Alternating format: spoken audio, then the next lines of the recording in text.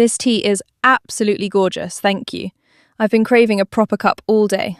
Oh, you're very welcome. I made it with this amazing honey from the farmer's market. It's supposed to be organic and locally sourced, though I'm not entirely sure how they verify that. You can definitely taste the difference.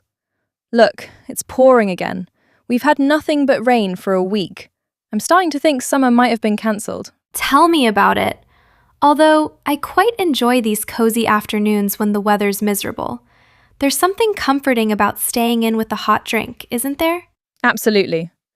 So, how's the new job going? You must have settled in by now. It's been about a month, hasn't it? Just over a month, actually. It was pretty overwhelming at first, but my colleagues have been incredibly supportive, which has made the transition much easier than I'd expected. What about you? How are things at the shop?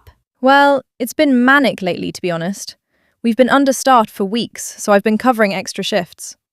However, I do genuinely enjoy the work, and most of our regular customers are lovely, so that makes up for the chaos. That sounds exhausting. Anyway, how's your sister getting on? I heard she'd moved to a new flat recently.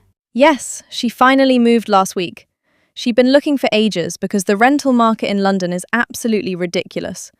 But she's found somewhere much bigger, and apparently the area is quite nice. Oh, that's brilliant. You must be planning to visit soon, I imagine. I am, actually. I'm thinking of going next month if I can get the time off.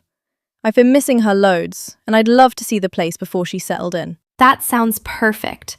Would you like another biscuit, by the way? Don't be so shy. Go on, then. These are honestly the best biscuits I've had in ages. You made them yourself, didn't you? I did, yeah. I've been experimenting with recipes lately. I find baking quite therapeutic after a stressful day. These turned out pretty well, I think. Well, if the job doesn't work out, you could open a bakery. Seriously though, you should consider selling these.